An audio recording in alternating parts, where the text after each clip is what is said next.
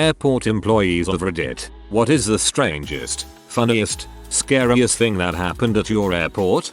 Not scary, but I worked at a little bookstore in Orlando International, MCO, about a decade ago. We sold only books and book-related items, placekeepers, reading glasses, booklights, etc. Because there was an actual newsstand a little ways across the terminal that we didn't bother competing with. One day a very tall, angular and frankly intimidating bald man came rushing up to the counter and straight up yelled into my bewildered face, "Where the heck are your newspapers?" I stuttered out my canned apology and pointed across the way to the other shop.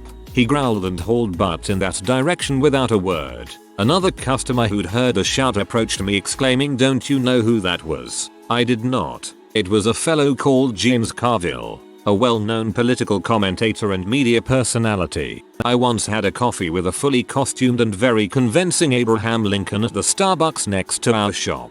I also had a pleasant, if somewhat morbid in light of her profession, run-in with Dr. G. Jan Garavaglia. The worst near miss though. My best friend worked in the same store and was working a shift while I had my day off. I came back the next day to an amazing gift from her. James Earl Jones had graced our little shop and signed a few of the Star Wars pop-up books we had in stock. My best friend hadn't recognized him at all, and wasn't even familiar with his career, until our manager approached him.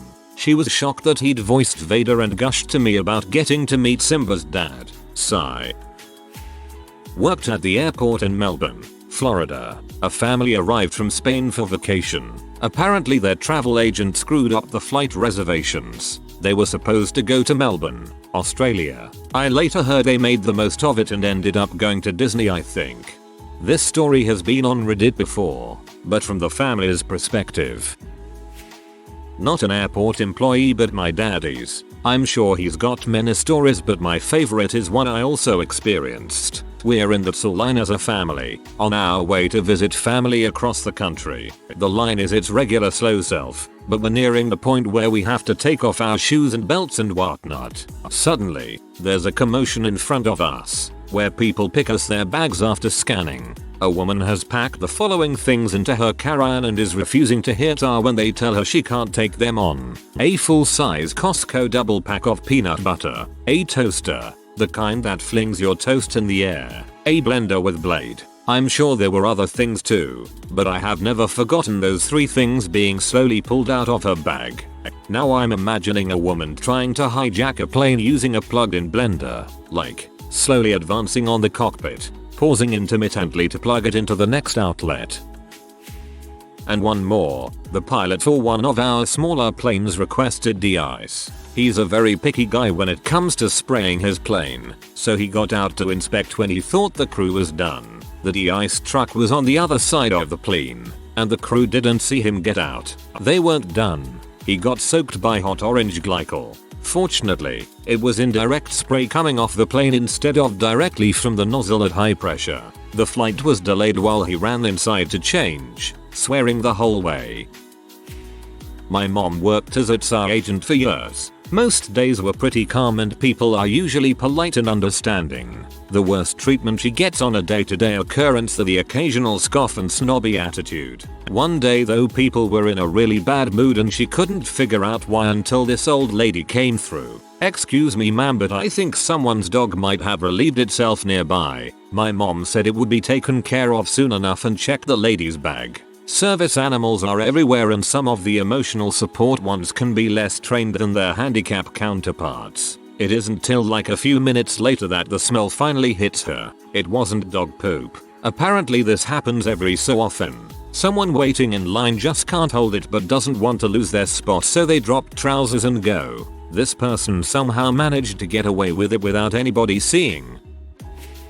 My father worked as ground crew at a large airport in the 90s. Sometimes, he would have to take my brother and I to work with him, and on a very rare occasion, we were in one of the vehicles out on the tarmac. It was an older station wagon. Dad had left to do some work on the tarmac, and explicitly told my brother and I not to touch anything in the car. So of course, my brother, being the antsy pants he was, at some point decides he wants to roll down the back window in the station wagon. He climbs into the driver's seat and starts pulling levers. If I remember correctly, the gear shifter on this vehicle was on the steering column, and of course this is what he grabs. The car starts to roll towards a fairly large airplane. I don't remember exactly what happened next, but as my dad remembers it, much of the ground crew began chasing after the car as it rolls closer and closer to this large airplane. Finally, one of the crew manages to jump into the car and stop it, just a few feet short of the plane. Not too sure of the distance, but it was pretty close. At the time, it was pretty scary, but looking back on it now, we all find it pretty hilarious. My dad tells us some stories on occasion as well. Another favorite of mine is how when he was working arrivals on the tarmac, if he saw people standing before the plane stopped moving, he'd very sharply give the stop signal to the pilots so they'd push on the brakes a little harder. Being a pilot, no passengers realize that it is illegal to taxi an airplane with a passenger standing up, and we are required to stop the plane as soon as we are aware of it. Now it depends on how cool the captain is for how much brake pressure they apply to bring the plane to a stop. I used to work at a cute little bar cafe crepe kiosk in a small airport in Vermont. I was often alone while working there, and I had all sorts of people trying to extort money from me because of whatever travel tragedy had, supposedly, occurred. One of my first nights closing up alone, this youngish looking woman came up to the kiosk bawling her eyes out about how she had her purse stolen and needed $60 for a bus ticket back home to Boston. I was so close to almost giving her some cash, but I decided against it and gave her a cup of coffee and some cinnamon rolls and said good luck. The next day I went shopping and saw her at Plato's Closet. I just laughed and kept walking. Nothing too crazy, just a good lesson learned. I've got a buddy who has done a bunch of security work, meaning he tested security of government entities. Back in the 80s he did a lot of testing of airport security. They managed to sneak guns, ammo, knives, and explosives past security and onto a plane dozens of times at dozens of airports. Airport security fail rate was 100% for his team. The sad thing was, they actually provided the airport with intelligence ahead of time that there was a high risk of a hijacking of an airplane on the day they did the test. Not a hey, some security guys are going to come through today so let's bring our A game. But actually hey, the FBI SARS is called and they have reason to believe terrorists are planning an attack on our airport for Tuesday. Even with that advanced knowledge, 100% fail rate at multiple airports. Security theater is no joke. To me, that is the scariest thing that can happen at an airport, and it's happening right now every day. I work at an airport in baggage handling and doing this from a throwaway. I've seen some crazy bird strikes at airports, but one sticks out that was pretty bad. It was a 737 on final and flies through a flock of geese and they get sucked into the engines. One engine basically explodes while the other continues to operate but at reduced power. It managed to land and upon inspection the good engine should have failed as well. All the blades were chipped, some broken in half and a couple were missing. It was a miracle that plane landed. If it had been taking off, it's very possible there would have been a loss of life because there was no Hudson River nearby, just a lot of hard ground and trees. I talked to some of the ops guys and they hate geese and deer because of strikes they've seen. Few weeks ago I was walking out at the end of my shift, passing through baggage claim. It's about 10:30 p.m. There are about 100 people in the area I was in. I hear someone yell, "He's got my gun." Everyone froze for 2 seconds. Finally, someone started to run and we all followed suit. Being amidst a large crowd of people scrambling away from a potential shooter is the most terrifying thing I've been a part of. The reported details of what happened are murky. The official story was that a cop was arresting a guy. Guy reaches for cop's gun. Guy never successfully secures cop's gun. No danger. If that's the case, why was he yelling "He's got my gun" repeatedly? Seems reasonable to say in a stressful situation if his hand is on the gun trying to get it out. I don't work for an airport, but I was visiting Vegas and I took my laptop with me. The guy does the drug swab thing across the keyboard and yells out, "We've got a positive." I was horrified, but all the employees just started laughing. Then he handed it back and said their job is boring, so sometimes they'll frick with people. Obligatory, not an airport employee. This happened in Manila, which had the notorious distinction of having the worst airport in the world for several years in a row. While we were waiting for our baggage, the conveyor belt stalled. Instead of calling a technician to fix the belt, the idiots running the belt tried to jumpstart it, and instead sent a section of the rubber parts of the conveyor flying. Luckily no one was hurt. It did cause a big scene though and took about an hour for the conveyor to start working again. Now you're asking, couldn't they just reassign you to another baggage claim? Nope. Remember, this is the Manila airport we're talking about. We don't go the extra mile for our travelers. No sir. But that wasn't the best part of the whole experience. After waiting for what seemed like an eternity, people were already getting their bags and whatnot. A particular box comes out of the magic butthole of the conveyor and an excited passenger reaches for it. Happy as he is that the box, clearly labeled fragile, survived intact, he goes and grabs it from the conveyor. Said contents of the box, which looked like fine china, promptly come crashing onto the conveyor and surrounding floor, which causes another delay in the baggage while the airport employees clean up the mess. The man, clearly exasperated, just can't help but laugh at how crappy his day was going. Good for him. I don't think I'd trust any airline airport with fine china.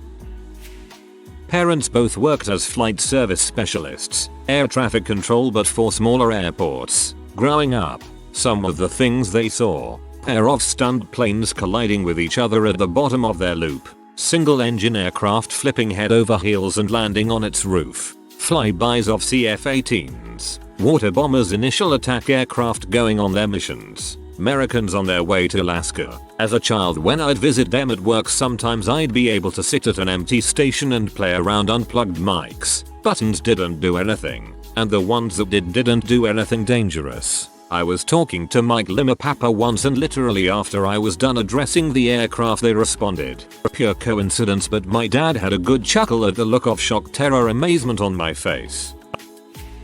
I don't work in an airport, but when I was traveling home there was a beagle sniffing everyone as they walked by to make sure they didn't have anything illegal. Then that beagle heard someone's dog barking that just came off the plane. That was when that beagle clocked out and was all in for playtime. The police couldn't get the beagle to calm down cause he just wanted to play.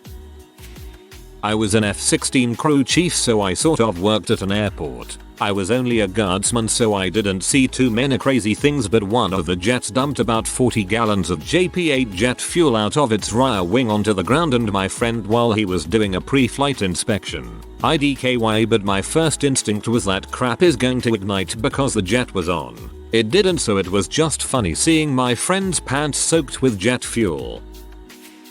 My mom worked Southwest for quite a while, especially during 9/11. She was in Islip, Long Island, and she had gotten the call about locking down the airport and whatnot. So she's going crazy mode doing what she has to. Considering the attack was maybe 4-hour drive away and no one knowing anything, she understandable freaked out but calm and collected. In comes douchebag McGee. Why are we delayed? This is ridiculous. So we, no, this is ridiculous, I want on my flight. So we are under freaking attack. 2 planes just flew into the World Trade Center. Would you like to be next? Look at the TV to your left. She said she has never been like that with a customer, but she was so stressed and this dude wasn't helping. No longer work at the airport, but I did when I was in college. So one of THR tasks of the ramp crew is the empty a plane's lavatory when it's full. The airplane in question was, I think, a 747 or something like that. Maybe an Airbus, but think big jumbo jet. To get rid of the poop and pee you need to go up in a lavatory truck with a cherry picker bucket. One guy drives, one guy goes in the bucket and gets lifted to the poop valves. The guy in the bucket hooks up a hose and opens the valve to drain. You're supposed to wear a face shield when you're up in the bucket, and the guy driving is supposed to watch you. Well, this day neither happened. For whatever reason the hose failed to stay connected to the port. When the valve was opened the hose popped off and excrement rained down on the dude up in the bucket. Guy on the ground was slow to react. Guy on the bucket is essentially stuck as the contents from one set of lavs rained on him for a good 15 seconds before the dude on the ground moved the truck out of the crap storm. They sat him on the tarmac while a hazmat crew hosed him down. He was then sent to get tests for pretty much everything. Didn't work for the same airline company, so I don't know what happened to him other than that he had quite a crappy day. At Frankfurt Airport sometime last year there was a lady who tested positive for explosives. She somehow got away from the airport security. Airport gets shut down and they start evacuating the terminals. German security officers start yelling for everyone to move towards the train. Someone yells okay, but no tricks this time. Oh, man. Back when I worked at the main office for an airline, we attended a feel-good meeting for employees and I ended up sitting at a table of female flight attendants. As we described our jobs to one another, one of the stories that came out of that table was of a passenger who was flying home from basic training job school and had way too much to drink just before boarding. When it came time to deplane, he ended up tripping on his carry-on and falling face down partly between the seats and into the aisle. Instead of getting up, he stayed there, presenting the young flight attendants with a problem in getting the rest of the passengers off. While one of the attendants was trying to get the guy to get up, he was getting belligerent. The other called on the crew. About that time, a short, elderly gentleman near the back of the plane politely asked the flight attendant on the phone what had happened and received an explanation. The guy said, "I see," and walked down the aisle to where the other flight attendant was standing on the other side of the drunken soldier. The other flight attendant saw the old man stop to look down at the drunk and started to ask him to step back when he suddenly put his fists on his hips and his voice rang throughout the plane with, "On your feet, soldier." For the attendants, the drunk practically flew off the floor and almost brained himself on the overhead luggage rack, snapping to attention.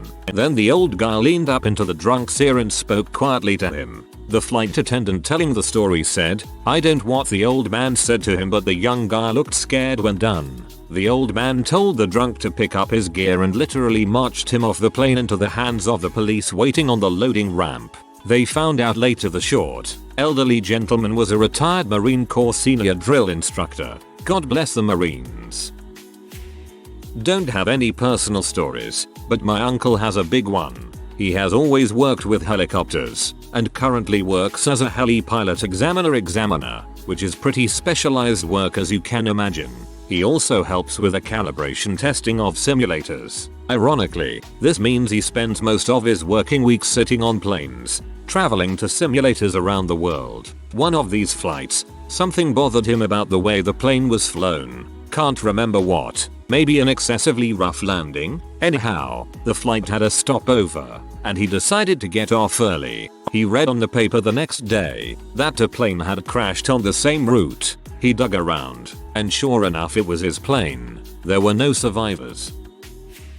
So this happened at an airport my buddy used to fly out of. There are two pretty big flight schools there, so there are a whole bunch of small one-engine planes and small training helicopters out on the ramp all the time. One day one of the helicopter instructors at one of the schools is taking his girlfriend on her first helicopter ride. The instructor turns on the helicopter and is going through all his pre-flight checks, and a dude dressed in a black hoodie, it's like 85 degrees out, and sunglasses hops the fence and walks up to the helicopter. He then pulls a gun on the instructor and his girlfriend and tells them to get out. They do, but on his way out the instructor slyly cuts off the fuel, shutting off the engine on his way out without the gunman noticing. So the gunman hops in right when the engine is stopping and attempts to restart the helicopter. Luckily there are 3 other instructors inside the school that have their concealed carry permits and happen to be packing that day. After the helicopter instructor and his girlfriend come in yelling about what just happened, these guys run out and surround the helicopter that this guy somehow figured out how to restart.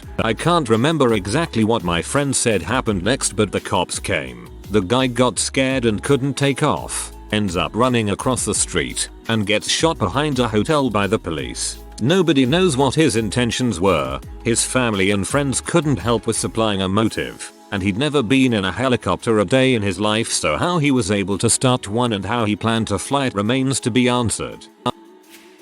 Oh man, I'm late to this post, but I've got a good one, so I'm writing it out anyway. For a summer during college I had a job as a ramp agent, aka baggage handler, at a regional airport. As a temp employee the pay was crap, but overall I really enjoyed the job. I usually worked the afternoon night shift, which was pretty relaxed after the first couple of hours. We would get flights arriving until about midnight, although O'Hare would regularly send us significantly delayed flights, so sometimes we'd be there until 2 or 3 in the morning. One night it was rounding on 2 AM and pretty much the entire airport had gone home except for me and the other agent, Sam. We were stuck waiting for the last O'Hare plane to show up. It was about 15 minutes out, so we head outside to get ready. As we make our way to the scheduled gate, we walk around a sky bridge and there's a guy on the tarmac with a rifle about a gate and a half away from us. He seemed to see us and didn't really react to our presence, but he was walking in our direction. As an airport employee, even just a lowly temp worker, you're reminded pretty thoroughly to always keep an eye out for people not wearing badges in restricted areas. This is what I'm focusing on as Sam mutters, "Oh, crap," and beelines for cover. I just stand there like a dumbass thinking, I didn't expect this to be how I die. Meanwhile, rifle guy is pretty much right next to us now and he finally realizes that he's got us crapping ourselves. So he gets his badge out of his pocket. Apparently on some nights after the airport shuts down there are employees who go out on the tarmac with their rifles to get rid of the pigeons. They really ought to warn everybody else about that. I was in the San Juan PR airport in the American Airlines terminal on the morning of the 10th anniversary of 9/11. At 8 AM everything came to a halt and there was a call for a minute of silence. All American Airlines employees just stopped, hung their heads and slowly everyone else stopped talking. It was pretty much quiet other than traffic and some industrial hum. It went from controlled chaos to stillness and back. I'll never forget how eerily quiet the skies were after 9/11. It was freaky. You never really realize how much noise pollution is caused by aircraft, even if you can't hear them. I know that sounds weird, but it was a quiet that I've not experienced since.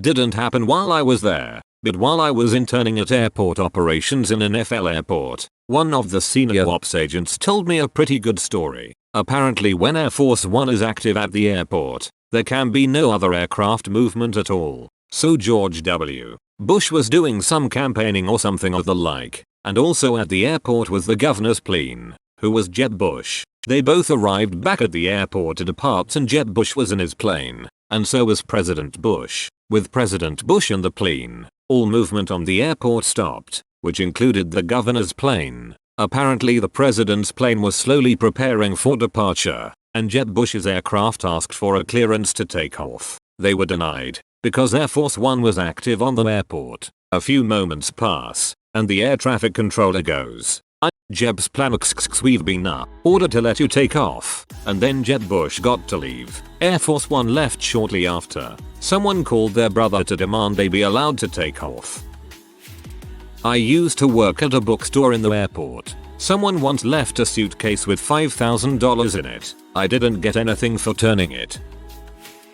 I just started working for a regional carrier when I was tasked to clean the lavatories. I was driving my little buggy around when I got jet blasted by a CRJ 900 trying to pull into its gate. About 10,000 napkins went flying into the runways causing planes to divert left and right. Somehow, I didn't lose my job.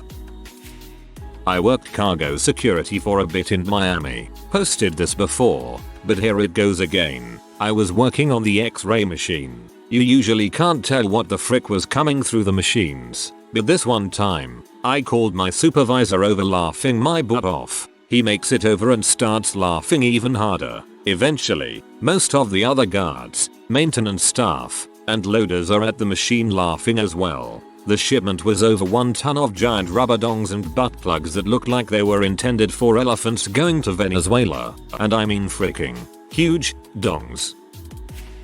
If anyone has anything interesting happen at Brunei Airport, please tell me. That airport is the most boring airport I've ever had the displeasure of being in. I always found leaving was the most exciting thing about that airport. I used to work in a tiny little store in the airport that sold snacks, magazines, souvenirs. I only lasted a week there, and it was because this woman who obviously thought she was a queen of the Middle East. She bought one of everything in the store, which rang up to thousands, and then proceeded to return everything.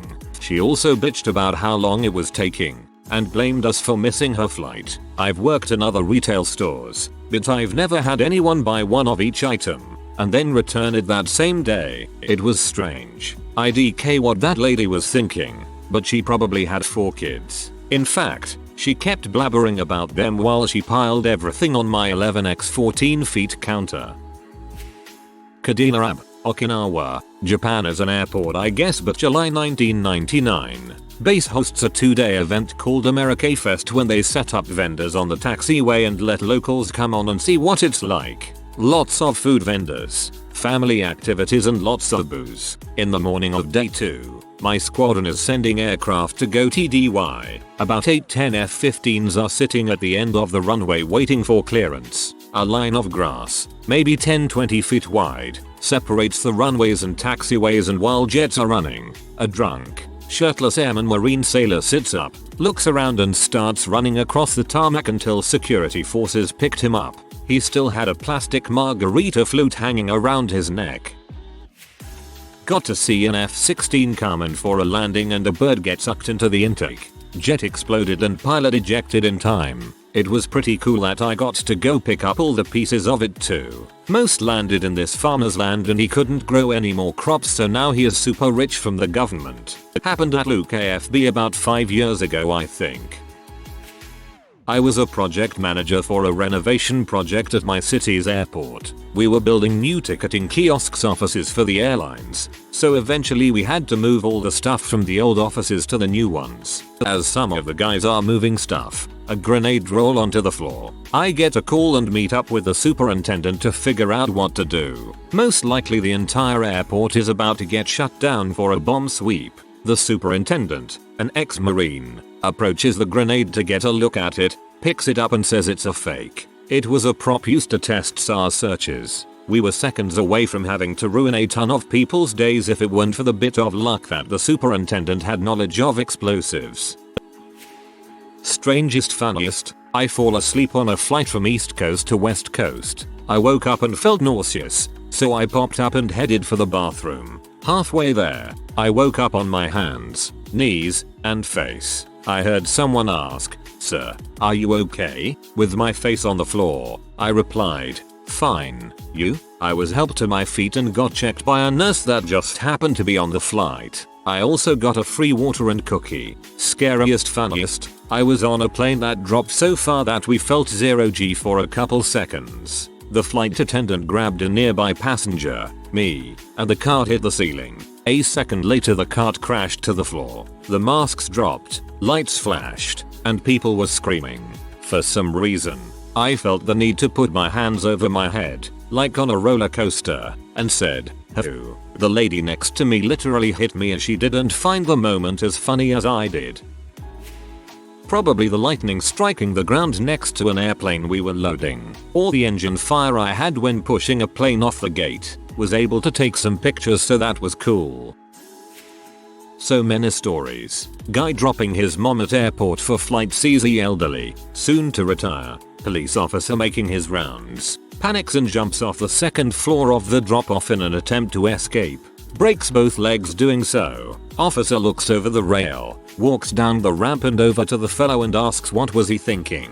Guy has warrants and didn't want to go to jail. Old cop replied, "I have no idea who you are and now I have to do paperwork over your dumb ass." Hunter with non-frozen deer head and carry-on bag. Tsar wasn't going to screen it as the bag was leaking blood. Hunter ended up leaving it behind and the airline had to pay a hazmat company to take it for destruction. Checking a bag, gloves started melting. Luckily it was just bug spray. Funny. Guy came to checkpoint with cat in carrier. Wants Tsar to just x-ray the whole carrier, cat included. Tsar refuses. Not safe for cat. Pax eventually agrees to take cat out. He puts these elbow-length gloves on and pulls this really pee-off cat out of the carrier. Has the cat held out at arm's length. On hand on scruff of neck. One hand on the back legs. Gets through a screening process. Has Tsar stand crate on end so he can just lower devil cat into carrier. He lets go of the back legs and it promptly twists its back and hooks his arm past the gauntlet and rips his arm open. Pax drops cat and it bolts for freedom into the bar area. Bar patrons scatter as it bounces off the windows. Police are pulling guns out as they chase after it. Pax is yelling, "Don't kill it. The sedative should kick in soon." Sure enough, the sedative finally kicks in and it passes out in the bar. Ems responds, wrap up Pax's arm and recommend tetanus shots and stitches at hospital.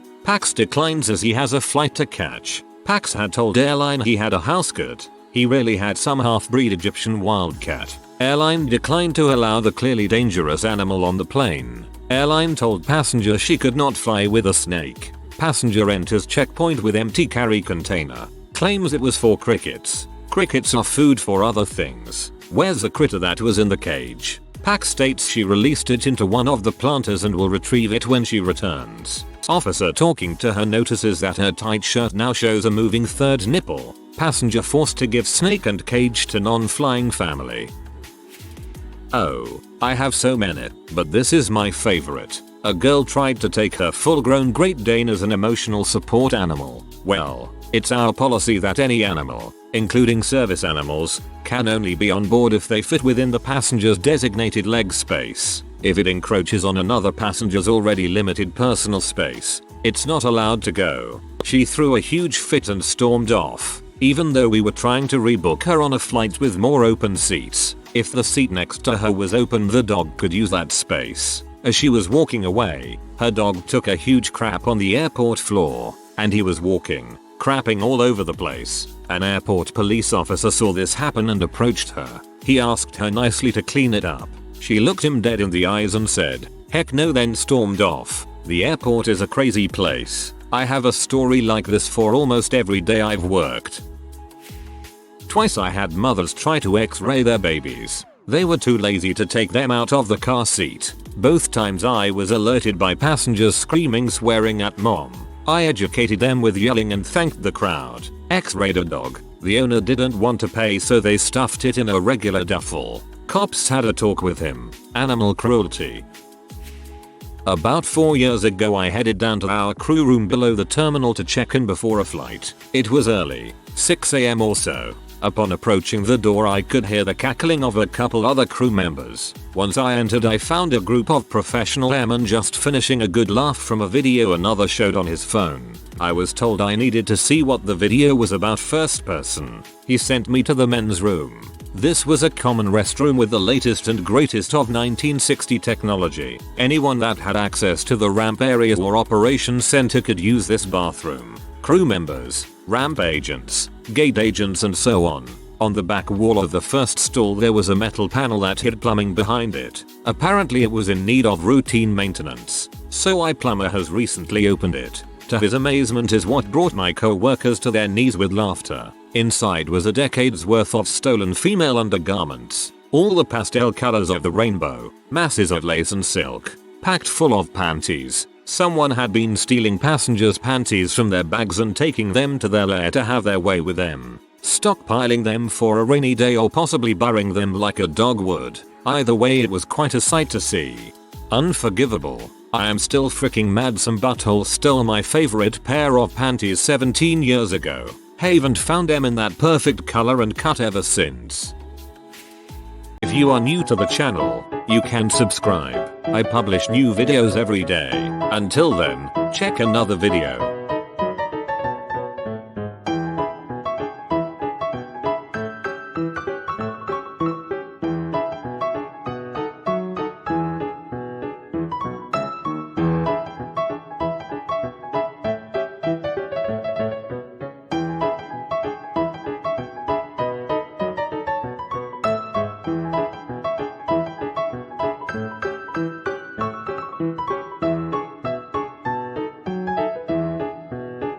Bye for now.